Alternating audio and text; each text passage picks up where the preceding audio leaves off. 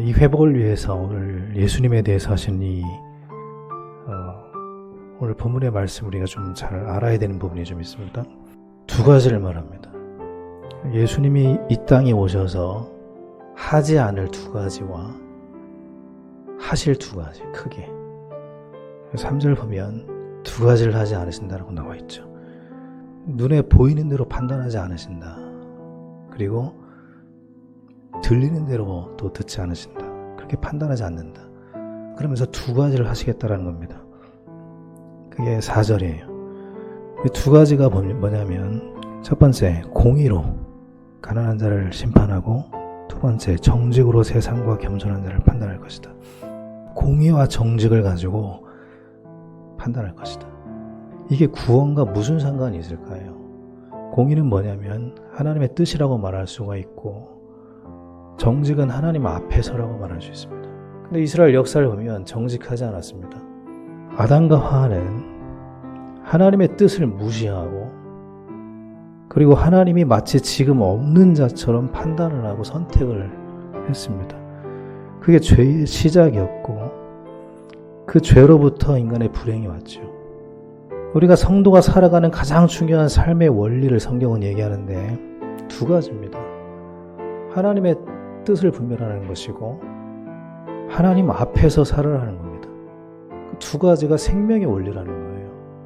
근데 아담과 하와는 뱀이 들려주는 말, 그걸 듣고 그가 보여주는 것을 진리처럼 따랐습니다. 이게 먼 이야기가 아니고 우리의 이야기인 거죠, 사실은요. 로마서 8장 2절에 예수 그리스도 안에서 두 가지에서 해방되었다고 얘기를 하잖아요. 첫 번째는 죄죠. 두 번째는 사망의 법이에요. 그 로마서 7장에서 바울은 얘기를 합니다. 자기 안에서 두 가지가 마음속에서 싸운다라는 거예요. 하나님의 뜻과 세상을 향한 자기 뜻이 싸운다라는 겁니다. 그리고 내가 이 세상의 법을 따를 때는 곤고해진다는 겁니다. 아담과 하와를 인생을 낙원에서 끌어내가지고 죽음을 생각하며 살아가도록 만든 게 뭡니까? 하나님의 뜻을 무시하고 지금 여기에 하나님이 없는 것처럼 살아가는 거예요.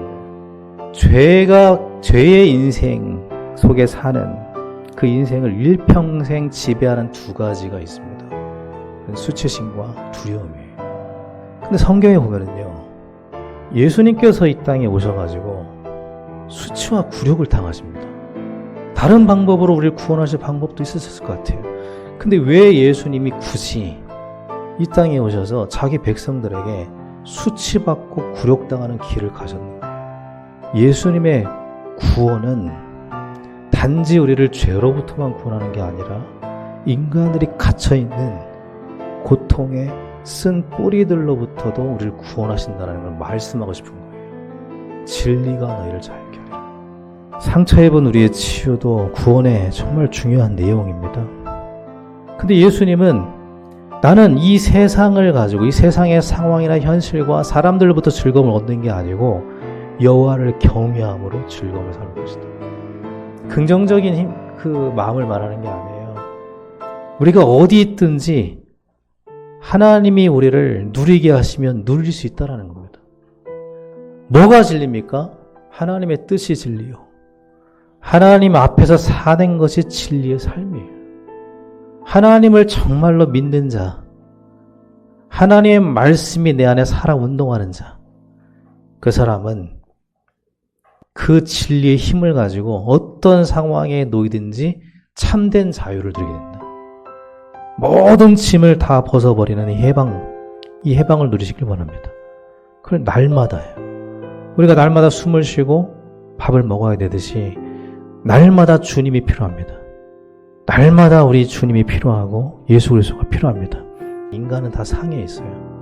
그 안에 자기를 가두고 있는 여러 가지 상처들이 있습니다. 근데 예수님의 때가 되면 상함이 없대요. 근데 그 이유를 뒤에 이렇게 설명합니다. 왜 상함이 없냐면 물이 바다를 덮은 같이 여호와를 아는 지식이 충만하기 때문에 예수님으로 충만해지는 은혜가 있게 되길 바랍니다. 구원은 예수님께 있습니다. 더 이상 세상의 원리로 살아가지 않게 되길 바랍니다.